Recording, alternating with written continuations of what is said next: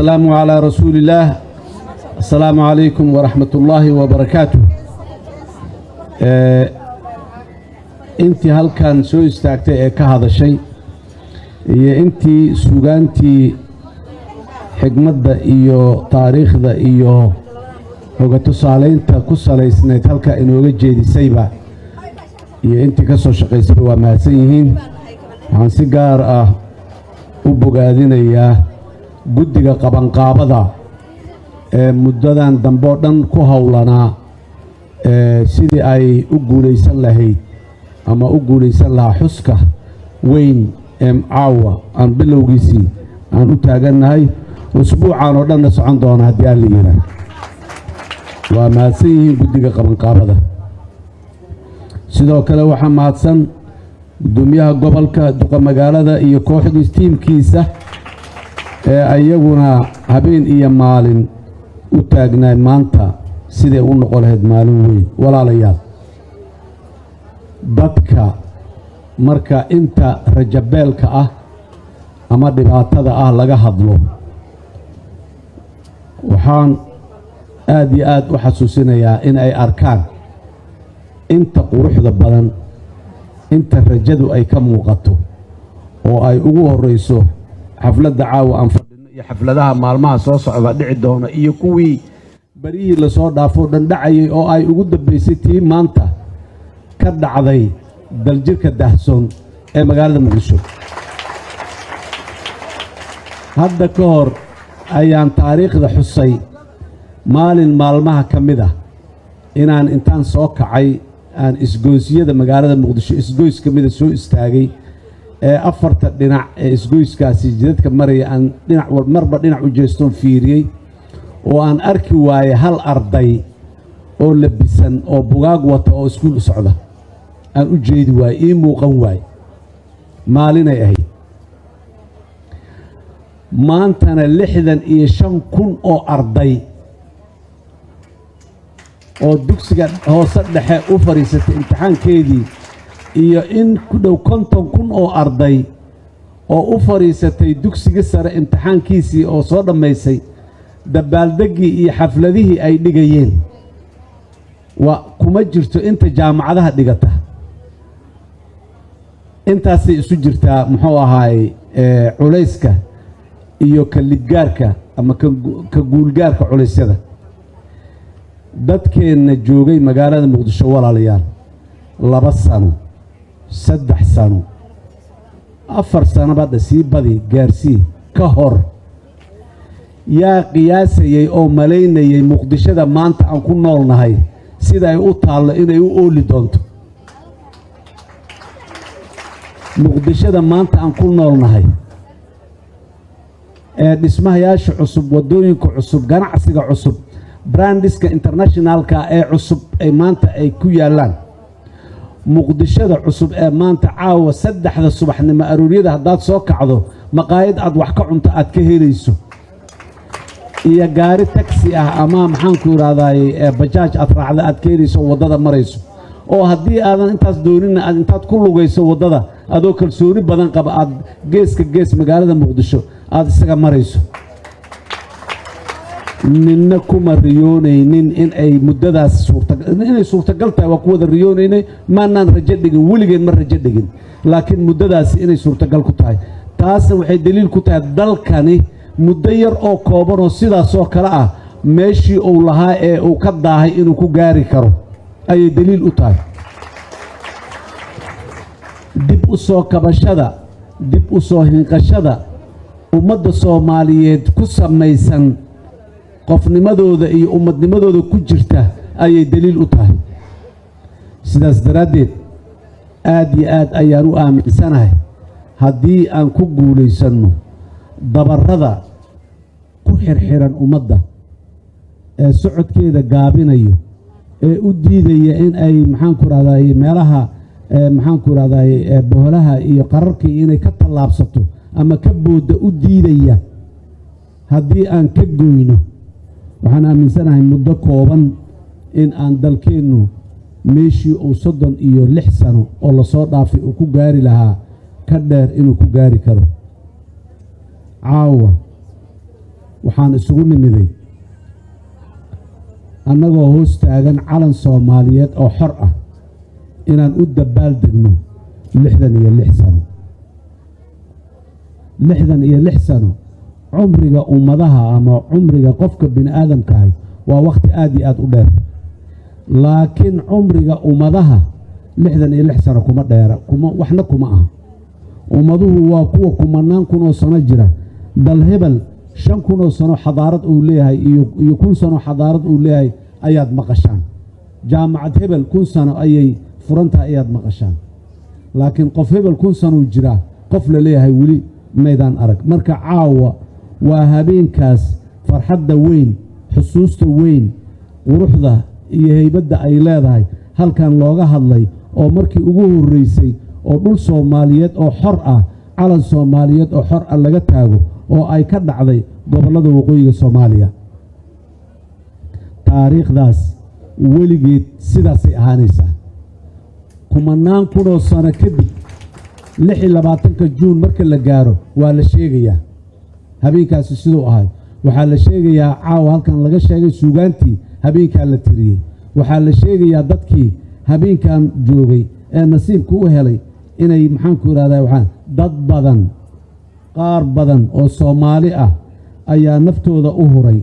riyadaas quruxda badan ee xornimada iyo gobnimada ah qaarna waxay u bixiyeen codkooda hadduu uu yahay fanaan hadduu yahay abwaan iyo hadduu yahay maxaan ku yiraahdaa siyaasi dadka gubaabiya intaba qaar kale waxay bixiyeen dhallinyaranimadoodii xabsiyo ayaa loo geeyey oo muddo dhan ay ku jireen qaar kalena waxay bixiyeen naftoodii waa u dhinteen waa la dilay ama ayagoo halgamaya ayay ku naf waayeen waxaa xusuus iyo xus mudan jiilkii calanka Soomaaliyeed gaarsiiyey dunida markii Soomaaliya ku biirtay qurumaha xorta ah ee adduunka ku nool dad Soomaaliyeed ayaa maanta fursadaha iyo facility-ga jira iyo maxaan ku yiraahdaa gaadiidka iyo iska warqabka isgaarsiinta jirta ayadoo aanay jirin calanka inta qaaday dunida daafeedii dacaladeeda geeyay meelaha ummadaha gobta ah ay isugu yimaadaan oo dhan dhax dhigay oo geeyay kuwaasi ma haysanin ma lahayn dawlad weyn oo maxaan ku yiraahdaa ka bixisa qarashaadka gabdhaha Soomaaliyeed iyo dhalinyarada Soomaaliyeed meel kasta joogta barigaas kuwii qurbaha joogay khaasatan markii jamciyadda qurumaha ka dhacaysa la tagay ee u badnaa dadka waqooyiga Soomaaliyeed dega ayay ahaayeen kuwii martigeliyay soo dhaweeyay maxaan ku yiraahdaa gaadiid iyo waxay u baahnaayeen u sameeyay kuwii siday magaca iyo haybadda iyo calanka Soomaaliya ee qaramada midoobay markaa inay geeyaan raba dacwadeena haddaba walaalayaal maanta dalkeenu wuxuu taagan yahay isgoys ayuu taagan yahay jihada aan isgoyskaasi ka aadnana wax badan oo badan ayay ku tartaa ama ka beddeshaa ama u dhintaa jiilasha soo socda maaha inteena maanta nool horay ayaa dad badan oo mas'uuliyiin ah isgoysyo inta soo istaageen ay wadada khaldan oo isgoyskaas ka baxda ay raaceen ma dhahayo si urakaca ayay u raaceen laakiin waxaan dhihi karaa duruufihii jiray way ku dayoobeen ama way ku habaabeen wadadaas wadda saxa ma ahayn mar dambana way ka qoomameeyeen in badan oo ka mid ah way sheegeen inay ku habaabeen maanta se alxamdulillaah wadda saxa ayaan aadnay sanadihii ugu dambeeyay dhan maaha maanta kaliya sanadihii ugu dambeeyay dhan marba talaab ayaan sii qaadaynay noo sii siqinaysa xagga wanaagga waa run ama waa dhab ma wajahaynaa khataro haa waa wajahaynaa khataro laakiin sidoo kale waxaan wajahaynaa fursado aan ka faa'iidaysan karno waa dhab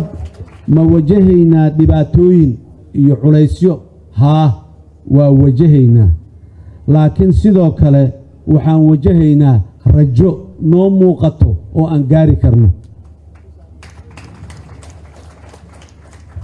muddo 10 sano ah soomaaliya waxaa dunida looga yaqaanay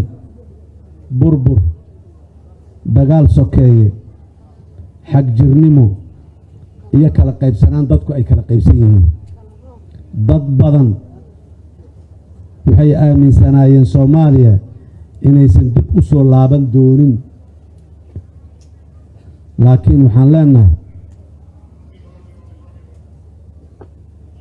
dad badan oo kale waxay aaminsanaayeen in dowladnimada soomaaliyeed ay weligeed dabar go'naan doonto dad badan oo kale waxay rumaysnaayeen in shacabka soomaaliyeed ay ku sii jiri doonaan nuglaanshiyo jiilal badan oo soo socda laakiin walaalayaal ma aysan garanaynin shacabka soomaaliyeed ma aysan garanaynin adkaysigeenna ma aysan garanayn sharafkeenna iyo sida uu noola weyn yahay oo aan u ilaalinayno ma aysan garanayn in qaran uu dhaawacmi karo balse uusan dhiman karin marba haddii dadkiisu diidan yahay in ay isdhiibaan ismaanaan dhiibin mana isdhiibayno waan soo taabannay waan muujinnay inaan dib u kici karno oon dib u hinqan karno oon kayrkeen muddo kooban weliba aan dhaafi doonno waxaan xasuustaa maalmo badan oo la soo dhaafay inaan carruur waxbarayay xilli dalku uusan lahayn hay-ado dowladeed oo shaqaynaya waxaan xasuustaa fasallo aan lahayn qalab iyo adeegyo ku filan waxaan xasuustaa waalidiin wax kasta waayey marka laga reebo rajada ay ka qabaan mustaqbalka carruurtooda oo la raadinayo waxbarasho si ay carruurtaasi u badbaadaan waalidka wiilka uu dhalay ama gabadha uu dhalay waxbarasho la raadinayay ma badbaadinaynin gabadhiisa ama wiilkiisa oo keliya wuxuu badbaadinayay qaran dhan ayuu badbaadinayay waa kuwa maanta waddooyinka taagan ayagoo calanka lulayo waa kuwa maanta ay ka hor muuqato rajada casriga ah ee qarniga 21aad kuwii maalintaas sidaas ku soo bilaabay waxbarashada iyo fasallada inay tagaan sanadahaas adag waxaan dhisnay dugsiyo waxaan dhisnay jaamacado waxaan abuurnay goobo ay dhallinyarada soomaaliyeed ku rumaysan karaan mustaqbal ka baxsan rajo xumi iyo cabsi maanta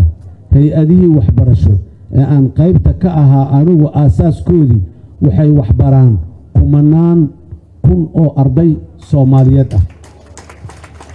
waxaan bogaadinayaa dadkii berigaas 20 sano 30 sano ka hor in dhallinyarada soomaaliyeed fursad waxbarasho la siiyo qorayba waxbay kuu sii dhiibaan waddaba wadday kuu sii furtaan dugsi hoose dhexe ma la heli karaa iyo maalin joognay waa la helay war ardadii dugsiga hoose dhexe waa ka baxday dugsi sare ma loo heli karaa ayaan maalin kala joognay waa ka soo baxnay war dugsigii sare waa laga soo baxay jaamacada ma loo heli karaa maanta 1 iyo 2 iyo 3 dalkeenu maalintii uu burburayay hal jaamacaduu lahaa maantana jaamacado badan ayuu leeyahay jaamacaduhu waxay ku yaalaan dhul aan weligeed jaamacad aanay tegin intii aan dowladda ahayn maanta dhinac kasta marka la fiiriyo aad iyo aad ayaan uga rajo fiicannahay ugana qurux badannahay ugana mustaqbal cadnahay maalintii aan burburayna sidii aan ahayn runtii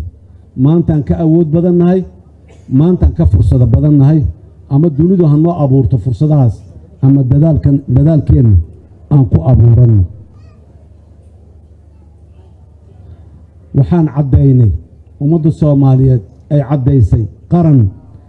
inaan lagu dhisi karin hub iyo rasaas iyo xabado iyo qarax inaan qaran lagu dhisi karin ayaan caddaynay qaran waxaa dib loogu dhisaa marka dadkiisu ay mar kale rumaystaan qarankooda iyo micnahoos iyo awooddiisa iyo quruxda uu leeyahay marka dhalinyaradu ay mar kale riyoodaan oo ay ku riyoodaan waxa qayrkood dunida uu gaaray in ay gaaraan iyo maalinta ay gaarayaan marka muwaadiniintu dareemaan in mustaqbalka ayagu ay leeyihiin ayagana uu sugayo inay hagaajiyaan maalintaas ayaa ah maalinta ay istaagaan waxaan rabaa walaalayaal inaan mar kale dib aan ugu noqdo xorriyaddii iyo maalmihii wacnaa ee la soo dhaafay iyo kuwa soo socda intaba waxaan rabaa si gaar ah inaan halkan uga xuso gobollada waqooyi ee Soomaaliya ee loo yaqaan Somaliland dadka Soomaaliyeed ee ku nool waa dadka sharaftaas leh waa dadka taariikhdaas leh waa dadka maalmihii adkaa ee madoobaa ee gumaysiga uu jiray xataa iska caabinta gumaysiga ku caanbaxay maanta oo duruufo gaara ay jiraanna waxaan hubaa in badan oo aabbayaashaas hore la caqli ah ee aan ka liidan in ay maantana waqooyiga Soomaaliya ku nool yihiin waqooyiga Soomaaliya dadka degan dad badan oo wax bartay dad badan oo xigmad leh dad badan oo damiir diineed leh ayaa ku jira ku badan weliba ku badan waxaan leeyahay marka walaalayaal maanta qarniga 21aad oo dunidii isdoonanayso oo dalali isdoonanayaan oo markay ugu yaraadaan siyaasadda iyo dawladnimada waa halkeeda bal dhaqaalaha aan isku darsanno oo suuqa aan su furanno oo aan nolol fiican kor u qaadno ay ku wada haminayaan kala joogis annaga marna dow nooma aha waxaan rabaa walaalayaal waxa aad tirsanaysaan ama aad tabanaysaan horena waa uga garawnay haddana inaan ka garawnaan rabna ka daali mayna ka caajisi mayna dadkaasi wixii ay tabteen si allaale iyo sidii ay uga caloolfayoobaa karaan inaan yeelno ma ka daalayno mana ka caajisayno xaggooda na waxaan rajaynaynaa inaan garaawshiyo ka helno maanta waxay nagaa taagan tahay alaysa minkum rajulun rashiid war kuwii shalay inta xorriyadda doonay xor noqday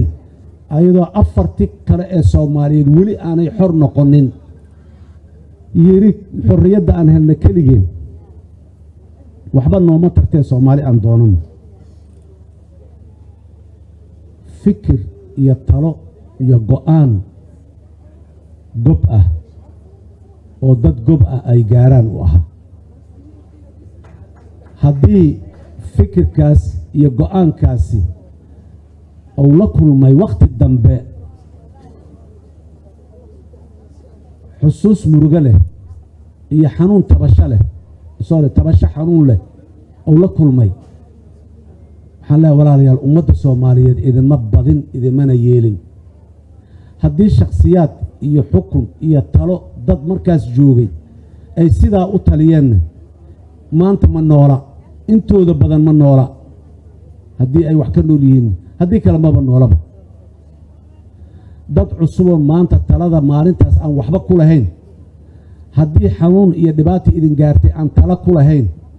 aan wax ka geysan ra'yigooda aan waxba ka ahayn bal diidanaa oo maalintaa ay yaallaan suugaantii ay ka tiriyeen tacaddiga meeshaa ka dhacaya sida ay u diidan yihiin waayo dadka Soomaaliyeed ee maanta jooga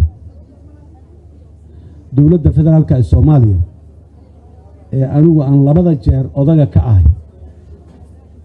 waxaan rabaa ummadda Soomaaliyeed inaan u sheego inaan aad iyo aad u jeclayn una dadaalnay wax kasta oo xanuunkaas murugadaas xanuun kala bixin kara inaan sameeyno laakiin ma aanan ku guuleysan hadday aan sameynay mushkiladii xalismi lahayd mushkiladii weli ma xalismin siyaasaadkeena iyo policies-keena ku saabsan Somaliland iyo gobollada waqooyi guud ahaan dib u eegisaan ku samaynaynaa iyo icaadatu nadar si aan u helno fikir iyo talo iyo ra'yi iyo siyaasad policy walaalahaas qanci kara oo ku qanci kara in ay walaalahood mar kale la midoobaan yaay baadi goobeynaa haddii alla yidhaah waxaan u taagnaanaynaa oo aanan ka caajisaynin geed kasta iyo goor kastaba inaan u taagnaano qadiyaddaas wixii aan habboonayn oo aan dadkaas u qalmin maba ahaba annaga dadkaas aan u qalmin inaan diidno waa u taagnaanaynaa wax kasta oo maslaxadda hooyada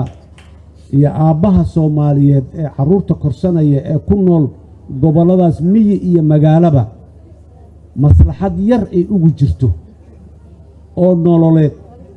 oo haybadeed oo sharafeed ay ugu jirtane bannaankay naga ooli doonaan haddii alla yidhaah waxaan u taagnaan doonnaa cawo iyo casar inaan baadi goobno oo aan daba kacno oo aanan ka caajisin oo aanan ka wahsan oo aanan ka caroonin haddii kuwa maxaanku idhahdaa garaadkoodu aanu gaarin ay maxaanku idhahdaa hadallo xun ku hadaaqaan waxaan ka tacsiyeynaynaa kuweenna deegaanada kale ku nool ee hadallada aan habboonayn ee hadallada aan laayiqa ahayn ee hadallada aanan u qalmin marmarka qaarkood ay ka soo yeeraan waa ka tacsiyeynaynaa waana ka xunnahay waana ka raalligelinaynaa haddii alla yidhaah kuwaas aan hadda ka tacsiyeynayno u dhigmane waxba ka soo qaadi mayno warkooda haddii alla yidhaah si kastaba ha ahaatee Soomaaliya maanta fursado ayay leedahay walaalayaal meel kastoo ay joogtaba ididiilada maanta Soomaaliya ka muuqata jamhuuriyaddii Soomaaliya ee 60kii midowday ee dhisantay keliya ma aha saddexda kaloo maqan ayaa ididiiladaas iyo rajadaas ku faraxsan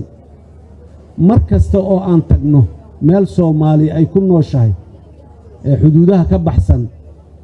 waxaan aragnaa inay noo hambalyeynayaan inay ku faraxsan yihiin tallaabada aan hore u qaadnay inay ku faraxsan yihiin rajada soo muuqato inay ku faraxsan yihiin maxaanku idhahdaye fursadaha soo socda ee soo muuqda taasaa waxaa daliil u ah fursad kasta oo meel ka mida Soomaaliya laga helaahay inay tahay fursad Soomaalida oo dhan ay heshay dawladnimo xoogaysan oo codkeeda inta caalamiga ah uu xoogaystay markaan sii gaarnaba waxay maslaxad u tahay muwaadin kasta ama aan dhaho shakhsi kasta oo Soomaali ah meel kasta oo caalamka uu ku nool yahay ayaa waxay u tahay fursad waxaan rabaa wax yar inaan ka sheego bari dhaweyto waxaad maqasheen in la yiri European Unionka ayaa visa restriction ku soo rogay Soomaalida oo waxa waa maxay Soomaalidu dadkeedii ayay dib in loo soo celiyo diiday waxaan ummadda Soomaaliyeed ee European Unionka iyo dadka Yurub jooga inaan u sheego maanaan diidin dadkeenna ma diidin dalkaanay leeyihiin mana diidi karno waxaan isweydiinaynaa waxay tahay keliya dadkaasi sida loo soo celinayaan su'aala ka qabnaa qof kasta oo midabkeennan leh muuqaalkeenna leh ee geeska Afrika ku nool ayaa Soomaalinimo isu dhiibay si uu u helo political asylum muwaadiniinta jamhuuriyadda Soomaaliya dalkaanay leeyihiin lama diidayo lamana diidi karo laakiin waxaan waaye arag u ahaynan u soo joognay dad la soo celiyey waa Soomaali la yiri markay inta yimaadeen inaanay Soomaali ahayn af Soomaali aanay aqoonin Soomaalina aanay ahayn laakiin maalintay isdhiibayeen ayay Soomaali inay yihiin ay sheegteen maanta marka waxaan taaganahay war aan hubinno dadkan Soomaali ma yihiin muwaadiniinta jamhuuriyadda Soomaaliya ma yihiin waa soo qaadanaynaa haddii ayan ahayn meesha yihiin idin sheegaynaa la doonta inta aan isku haysanno waa kayfiyada iyo sida loo keenayo laakiin mana diidi karno dadka Soomaaliyeed ee muhaajiriinta ah ee Yurub tagay kuwii sharci la siiyey ee sharci helay ee dalalkaas degay dalalkii siiyey waa mahadsan yihiin waa u mahad celinaynaa sababtu wax kasta ha ahaatee kuwii waayey sharci waxaan rabnaa in dalka ku soo noqdaan annagaa rabno maalin walbaan diyaaradda inta kiraynaan ka soo daabulnaa meelaha ay joogaan sida haddaba ra-iisul wasaare ku-xigeenku halkan ka sheegayay waa soo diyaaradaan kiraynaahan u dirnaa wafuudaan u dirnaa war dadka meeshaa laga sheegay soomaali miin muwaadiniin soomaaliyeed miin soo hubiya waa yihiin markay yidhaahne maalinta daba diyaaradaha u tagta waa soo qaaddaa waa keentaa annagaa soo qaadnoo keenno